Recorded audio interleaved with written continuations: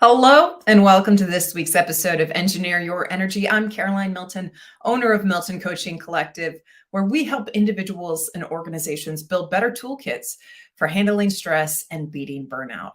Each week, I come live across platforms to share the habits, the strategies that you can implement, either as an individual or as an organization, to truly increase performance and fulfillment. This week, I'm revisiting a topic we've talked about before on here, but I wanted to because in the course of the last several days, I've done different organizational trainings, and I've had a question come up that I thought many of us relate to. As I've been teaching and training on the topic of burnout and the steps that we can take to truly tackle burnout, I've heard over and over the sentiment of, I'm realizing I'm more burned out than I thought I was. I'm realizing that this is a bigger deal than I thought it was. And I know I need to do something about it, but I don't know where to start. I don't know what step one is. So, where do I start? How do I begin to move this metaphorical mountain of stress, of burnout, of fatigue, of overwhelm? First of all, I just want to acknowledge it's a lot, right? When you're in that state of burnout, it is a lot. And oftentimes we make the mistake of thinking that in order to overcome burnout, we have to eliminate or avoid the things that cause us stress. That's certainly an aspect of truly optimizing energy and optimizing stress, but that's not the first step. In fact, if you try to tackle all of those stressors, you're just going to overwhelm yourself even more.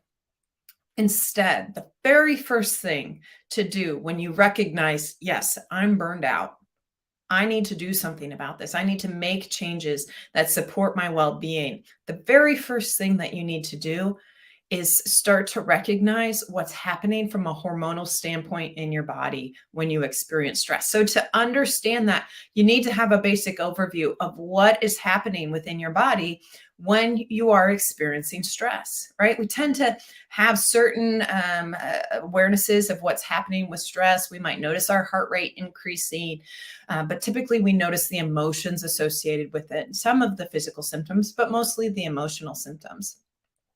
But truly, stress and a stress activation event follows our hormonal sequence where it initiates with the release of noradrenaline, adrenaline, and cortisol, and it completes with the release of dopamine, right? So that hormonal cycle completes with the release of dopamine.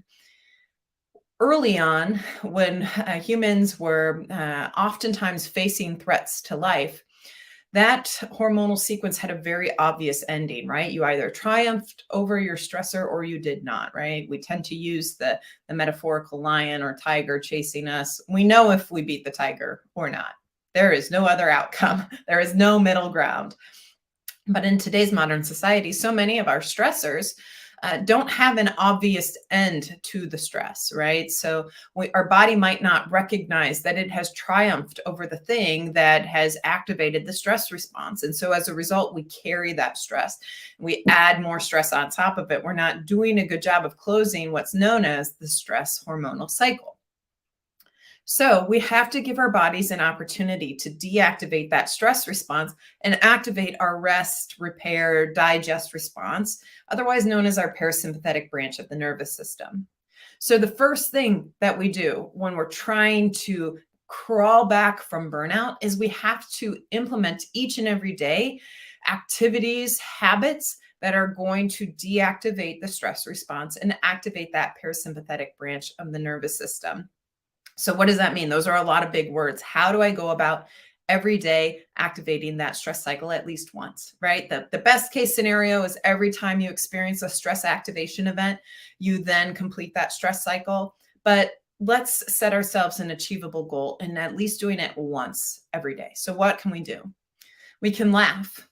We can express ourselves creatively. We can experience consensual physical affection. We can seek out positive social interaction. We can exercise, right? Physical activity is another way of closing that stress loop. we can cry. That's another way of closing that stress loop. And for many, that might feel like, oh, am I actually relieving that stress response? And yes, that is a way.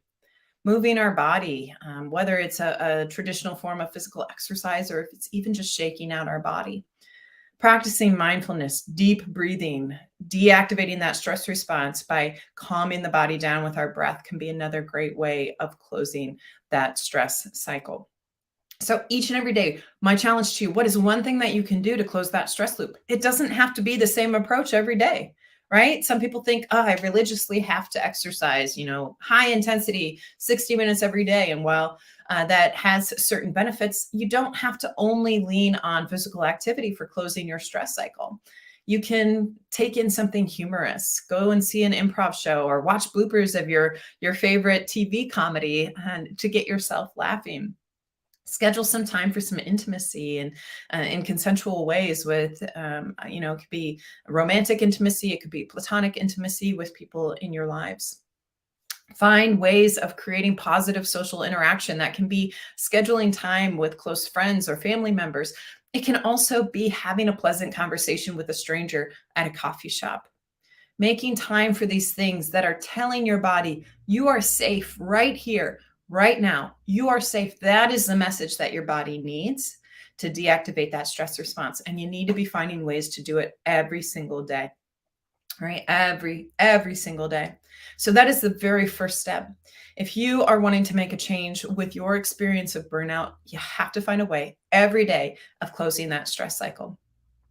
And then from there, you can start to build with more mindfulness tools, more skilled stress management activities. You can start to prioritize habits that will support your energy levels, your sleep, your nutrition, so on and so forth.